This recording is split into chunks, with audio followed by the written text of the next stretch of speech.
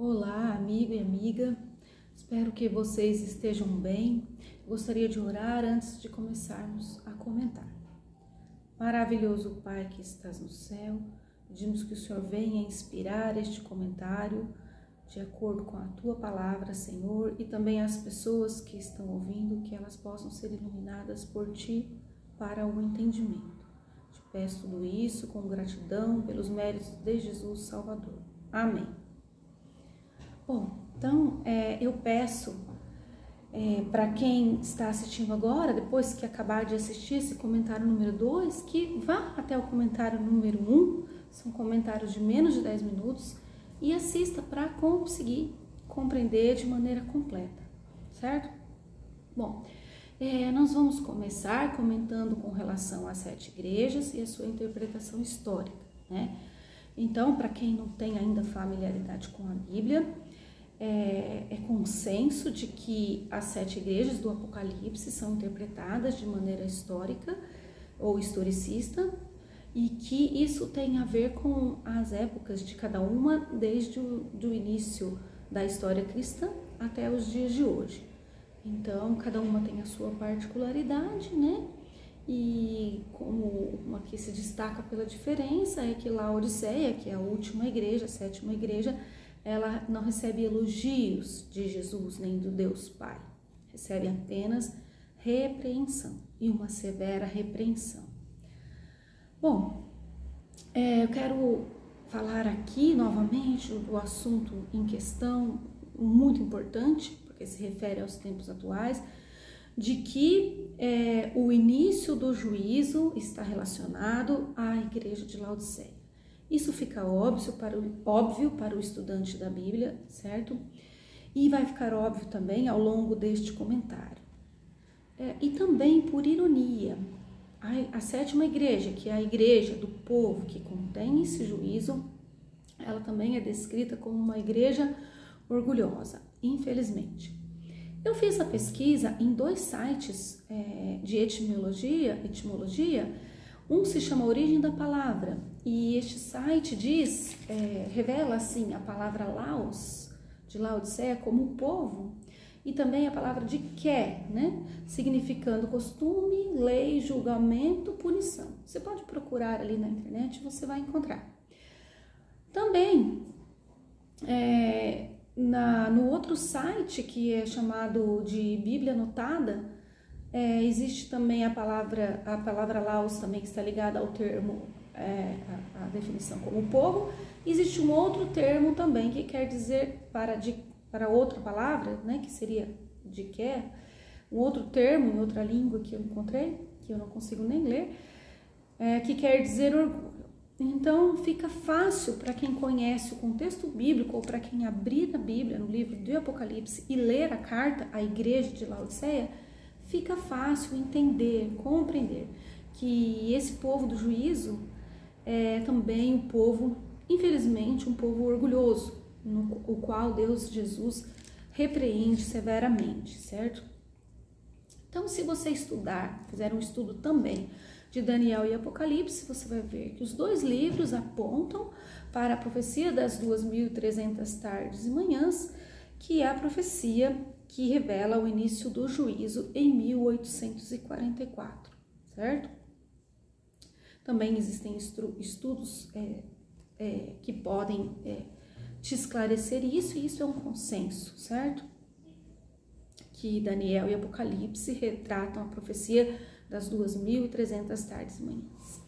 Você pode encontrar também essa verdade citada na lição da escola sabatina, de um dia agora do mês de abril, não me lembro o dia, mas eu vou conferir e coloco na descrição. Também uma lição antiga da escola sabatina, que remete o início do juízo para 1844, né? O ano da purificação do santuário no céu e o ano onde a verdade foi restaurada na terra como um movimento. A verdade dos 10 mandamentos foi restaurada na terra como um movimento, certo? E também para o estudioso da Bíblia já sabe que as coisas do santuário terrestre, ele é figura e sombra do verdadeiro santuário, que é o santuário celestial, o qual foi purificado em 1844, certo? Com a entrada de Jesus Cristo ali para começar o trabalho de expiação, certo? Bom, depois podemos falar outros detalhes nos quais Jesus entrou anteriormente também no lugar santíssimo, né, para ser coroado ali, como o Cordeiro de Deus e tudo mais, né, como sumo sacerdote. Depois em Pentecostes nós podemos entrar nesses detalhes em outro estudo, mas o que importa agora, que nós estamos falando, é do ano de 1844, com o início do juízo, o início do trabalho de expiação no santuário, né? E o início do juízo, começando pelo juízo dos mortos, também nós podemos perceber ao longo do estudo. Então, nós mencionamos aqui a Bíblia Sagrada, claro, a lição da escola sabatina, e agora eu quero falar algo muito importante também com você. Nós estamos aqui falando em passos, né? Alguns passos para se desmascarar aí tudo que pode haver de engano neste sentido, certo? Do juízo, do início do juízo. Então, nós falamos do primeiro passo, que era orar, né? Orar. Segundo passo, assistir ao comentário número 1. Terceiro passo que eu fiz aqui foi comentar as 7 igrejas, sua interpretação histórica ou historicista, né? Aqui no quarto passo eu falei para você da importância do início do juízo estar ligado à igreja de Laodiceia e da ironia, né, do povo do juízo ser também considerado como um povo orgulhoso, o qual Jesus repreende, certo? E agora aqui no quinto passo eu quero relatar para você, comentar com você algo muito importante. Como que nós podemos fazer a análise de um autor, certo? Bom, nós temos ali a Ellen White como uma profetisa apontada pela Bíblia, né? Para a época de 1844, século passado aí, século anterior. E nós temos que ela profetiza de acordo com os padrões bíblicos para isso. Então, nós vamos ressaltar aqui 2 importantes pontos deste padrão de análise, certo? Então, como que nós analisamos um autor? Em primeiro lugar, se o que ele diz está em conformidade com a Bíblia. Não é se o que a Bíblia diz está em conformidade com o autor, não. Se o que o autor diz está em conformidade com a Bíblia. E Ellen White passou até agora nesses testes em todos os seus escritos, certo? Os outros pioneiros, eles disseram muitas coisas, escreveram muitas coisas em conformidade com a Bíblia, mas infelizmente eles não passaram no teste, porque nem todas as suas obras estão em conformidade. Mas Ellen White, sim, ela passou nesse teste e também ela foi... o seu ministério foi marcado por manifestações milagrosas. Deus deu a ela sonhos e visões. Ele não deu para o marido dela, nem para os outros colegas. Ele deu a ela sonhos e visões. Então, por isso que ela é uma profetisa de acordo com os padrões bíblicos, certo? O que ela diz até hoje, tudo está em conformidade com a Bíblia, exceto algumas colocações de conotação cultural. Tudo que ela escreveu está em conformidade com a Bíblia. E ela cita muito a Bíblia, né, em suas obras. Segundo ponto importantíssimo, as predições desse autor devem se cumprir. Como analisar se um autor é um profeta de acordo com a Bíblia? As predições desse autor devem se cumprir. Isso aconteceu na vida de Ellen White. Muitas coisas que ela falou com relação aos malefícios do cigarro e muitas outras questões se cumpriram. Aliás, tudo, né, que ela falou vem se cumprindo, certo? Então, esses 2 pontos de critério são muito importantes para se analisar um autor, se ele pode ser considerado um profeta de acordo com os padrões bíblicos, certo?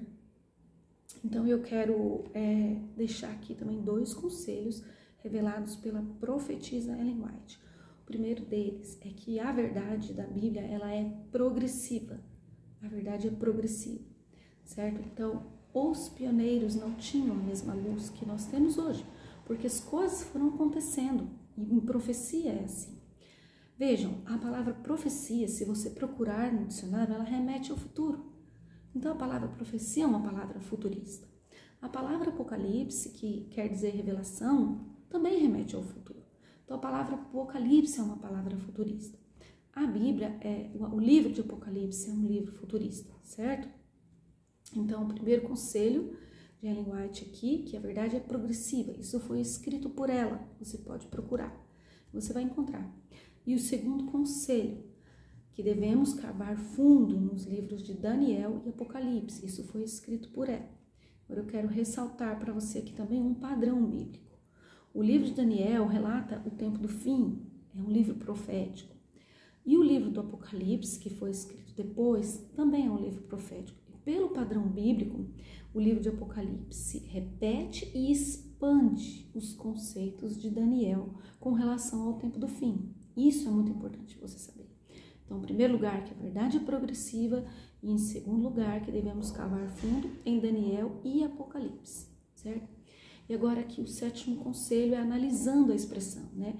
No vídeo número 1, comentário número 1, nós analisamos uma expressão muito importante, né? Depois dessas coisas. E agora nós vamos analisar a expressão em sua ordem.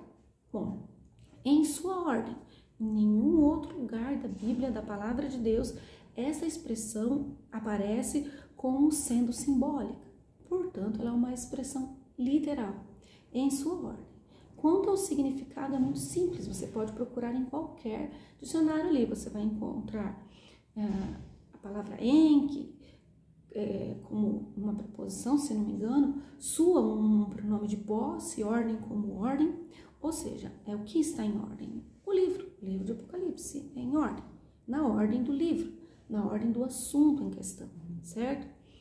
E para finalizar, eu quero deixar aqui um conselho muito importante que eu recebi também num estudo que eu fiz recentemente. Minhas fontes também de pesquisa também atuais estão na descrição, que é o conceito de evangelho eterno e evangelho comum, certo? O evangelho comum são os 4 evangelhos, né? Lucas, Marcos, Mateus, os 4 evangelhos, né? E o evangelho eterno é o evangelho de Gênesis a Apocalipse, é todo o evangelho. É conhecido, chamado como evangelho eterno. Essa é a responsabilidade do povo de Deus, certo? Essa é a verdade presente do povo de Deus, pregar o evangelho eterno, do Gênesis ao Apocalipse, principalmente agora quando o tempo se avança e as coisas vão chegando mais próximas da volta do nosso Senhor Jesus Cristo. Então, espero que esse comentário tenha sido importante para você, que Deus te abençoe e até um próximo comentário pela graça de Deus.